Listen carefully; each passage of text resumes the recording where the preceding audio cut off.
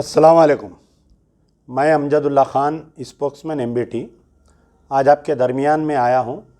आज से 2 रोज़ क़ब्ल मेरा इत्तेफ़ाक हुआ था राजेंद्र नगर रोड पे से गुज़रने का। तो राजेंद्र नगर पुलिस स्टेशन के ऑपोज़िट में एक बोर्ड देखा। वो बोर्ड देखकर बड़ी तफ़शीश हुई मुझे, और मैं सोचा कि तेलंगाना के मुसलमानों के दरमियान में आकर मैं हमारे चीफ़ मिनिस्टर के चंद्रशेखर राव साहब की कुछ हकीकत बयान करूं। तो वो बोर्ड पे ये लिखा हुआ था कि PV Narasimha Rao Telangana veterinary university. तो मैं वहाँ पर रुककर पूरी तफसीलात मालूम करने की कोशिश किया, तो ये पता चला कि ये जो है हैदराबाद वेटरनरी यूनिवर्सिटी है। वेटरनरी यूनिवर्सिटी यानी जो जानवरों की दवाखाना जो होता है, जानवरों की जो पढ़ाई होती, एमबीबीएस की, जैसा आप एमबीबीएस पढ़ते हैं तो इंसानों के डॉक्टर बनते हैं, वैसे ही एक जानवरों के भी डॉक्टर हुआ करते हैं। तो उनकी जो है वेटरनरी यूनिवर्सिटी में उनकी तालीम होती है। तो ये जो है एनिमल एंड फिशरी यूनिवर्सिटी है। हैदराबाद वेटरनरी यूनिवर्सिटी राजेंद्र नगर का क़याम जो है 1946 में अमल में आया था। मैं तहक़ीक़ात किया और उसी इमारत को नई बिल्डिंग बनाई गई है और उस पूरी यूनिवर्सिटी का नाम तब्दील करते हुए PV Narasimha Rao Telangana veterinary university नाम रखा गया है। तो यहाँ पर मुझे यह सवाल पैदा हो रहा है कि आया हमारे केसीआर साहब को पीवी नरसिम्हा राव से इतना क्यों लगाव है। यकीनन अगर उनका कोई लगाव है, उनकी कोई सियासी ज़िंदगी में पीवी नरसिम्हा राव साहब केसीआर साहब की मदद करें हैं, तो वो अपने घर में कोई लड़का पैदा हुआ तो उसका नाम पीवी नरसिम्हा राव रख ले तो अमजदुल्ला खान को कोई तकलीफ़ नहीं है। वो आप अपने फार्म हाउस का नाम या कोई घर का नाम अगर पीवी नरसिम्हा राव हाउस रख ले तो हमको कोई तकलीफ़ नहीं है। लेकिन एक सरकारी इमारत और वो भी एक यूनिवर्सिटी जहाँ पर बच्चे, तेलंगाना के बच्चे तालीमी याफ्ता हैं, उस यूनिवर्सिटी का नाम आप पीवी नरसिम्हा राव यूनिवर्सिटी रख रहे हैं, तो यकीनन तेलंगाना के सेकुलर हिंदुओं को और मुसलमानों को बहुत तकलीफ़ होगी। और ख़ास तौर पर मुसलमानों के लिए ज़ख़म पर नमक छिड़क रहे हैं। केसीआर साहब ज़ख़म पर, मुसलमानों के ज़ख़म पर नमक छिड़क रहे हैं। आया पीवी नरसिम्हा राव के नाम के साथ ही मुसलमानों को क्यों तकलीफ़ होती है? मुसलमानों की जो 400 साल कदीम मस्जिद थी, उसको पीवी नरसिम्हा राव के दौर में साजिशन मुस्लिम क़यादत को ख़रीदते हुए मस्जिद को तोड़ा गया था पूरा। All credit goes to PV Narasimha Rao.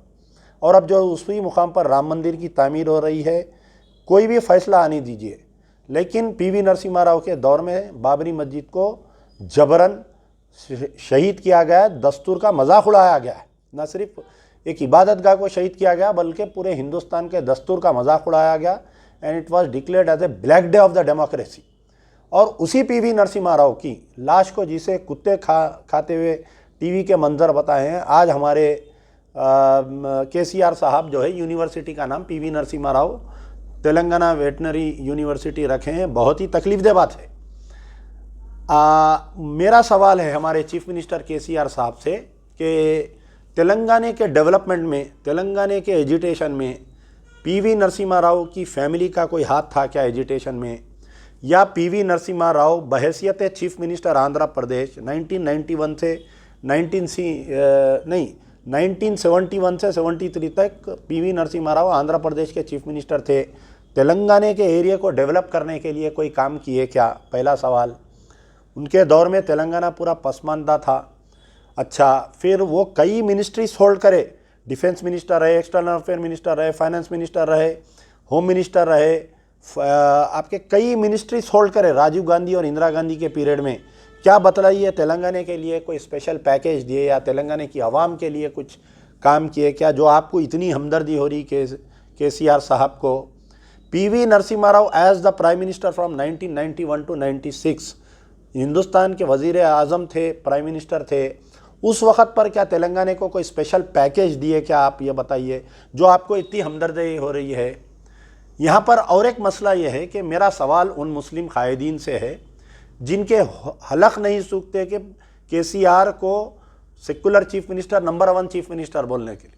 पहले तो मेरा सवाल है कि टीआरएस के जो मुस्लिम कायदीन हैं, क्या आपकी ज़बान को लकवा मार दिया? क्या आपके मुंह को फालिश हो गया? बताइए कि आप क्यों ज़बान नहीं खोल रहे हैं? जो महमूद अली साहब हैं, इस होम मिनिस्टर ऑफ तेलंगाना हैं, आप बात करना पीवी जाके आप केसीआर साहब को बोलना कि साहब ये पीवी नरसिम्हा राव का आपको बुखार क्यों चढ़ रहा है। जो मुस्लिम एमएलसी से, मुस्लिम एमएलए से वो बात करना जाके आपके पार्टी के सरबराह से। जो चेयरमैन्स है, एमएलसीस है, मेयर है, वाइस डिप्टी मेयर है, जो हार्ड वर्कर्स है, कारकुनान है कि टीआरएस पार्टी अब जो बीआरएस में तब्दील हुई है, वो लोग बात करना, वो लोग का ज़बान बंद है। पीवी नरसिम्हा राव से मोहब्बत का पहला मर्तबा नहीं है। केसीआर साहब चीफ मिनिस्टर बनने के बाद में पहली मर्तबा हिंदुस्तान में कहीं ऐसा नहीं हुआ कि इनकी 100 साला जश्न मनाया गया।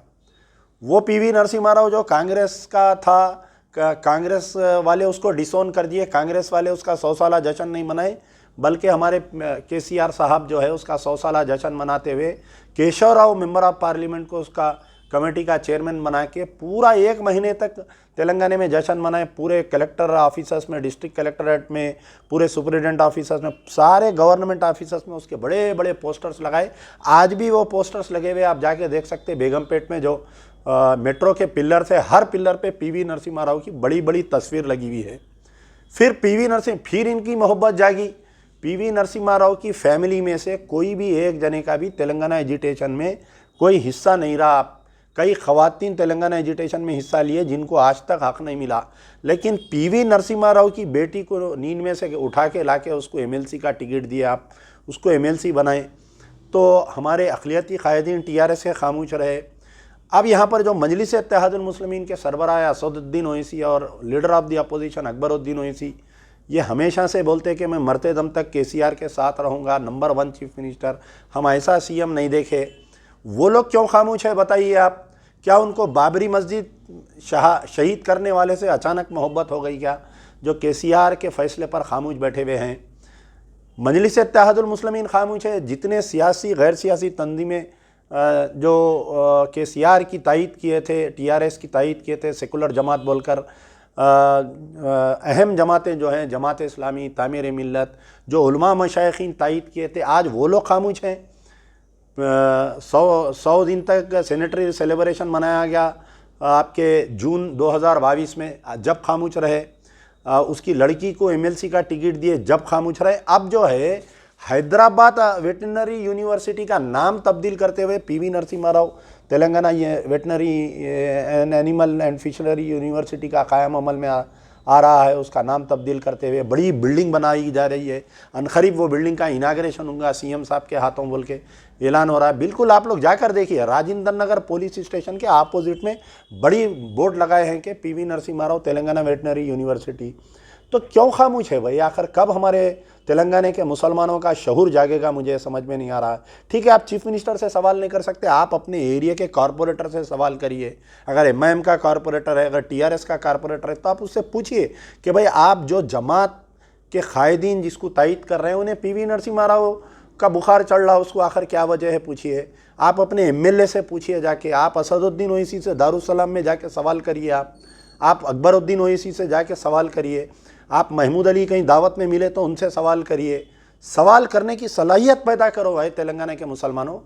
मुझे बड़ा अफसोस हो रहा है, जब तेलुगु देशम में ऐसा कोई वाक़या पेश आता था तो उस वक़्त की जो मुस्लिम क़यादत थी तेलुगु देशम की, जैसा लालजान पाशा है, हमारे कोई और दूसरे थे, उसमें जाके चीफ मिनिस्टर चंद्रबाबू नायडू से सवाल करते थे कि ये गलत हो रहा है बोल के। बशीरुद्दीन बाबू खां ख़ास तौर पर मुझे याद आ रहे हैं कि मिनिस्टर थे, जब टीडीपी बीजेपी की तायीद कर रही थी तो इस्तीफ़ा दे दिए उन्होंने, इस्तीफ़ा दे के लात मार के टीडीपी को निकल गए। कई बाद में उनको परेशानियां हुए, उनके बिल्डिंग्स को तोड़ाया गया, उनको कई वक्त परेशान किया गया, लेकिन फिर वो अपनी बात से मुकरे नहीं। वो जिस दिन टीडीपी बीजेपी की तायीद करी उन्होंने हट गए वहाँ से। उन्होंने तो कुछ तो मुसलमानियत रहना बताइए आप, कुछ तो ईमान की हरारत रहना बताइए आप। ऐसा हमारे मुसलमान लीडरों का ज़मीर मर जाएगा तो क्या होगा तेलंगाना के मुसलमानों का बताइए आप।